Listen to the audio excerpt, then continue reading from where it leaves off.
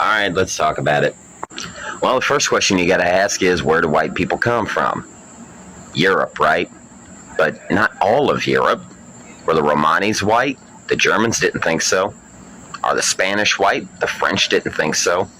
Are Italians white? The Dutch didn't think so. Are the Irish white? Well, the jury's still kind of out on that as far as the English are concerned. Which is weird coming from the English, because they just recently did a reconstruction of the oldest skeleton in England to see what he might have looked like, and we'd call him a lot of things today, but one thing we wouldn't call him is white.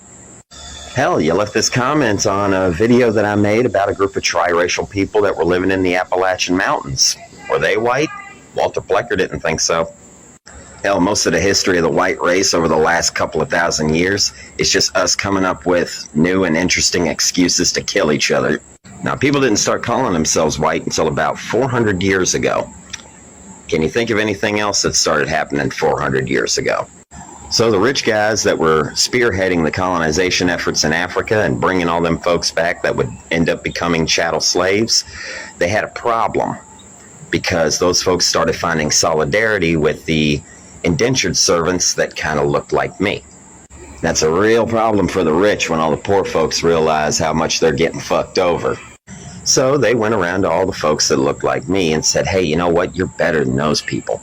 So I'll tell you what we're going to do for you. We're going to get rid of indentured servitude for you, but we're going to do this new thing called chattel for them. And if you go along with it and you help us out, you can keep working for us, and we'll even put you on the slave patrols to make sure that these people don't get away.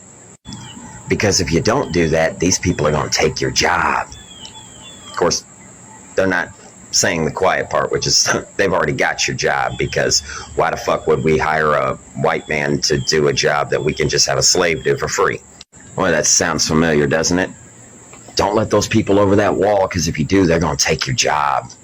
Because the whole history of the white race is just rich people lying to poor white people, convincing them that they're better than their next door neighbors so that they won't start working with them and organizing with them in order to improve their conditions. Black people don't really have this problem because they didn't lose their history.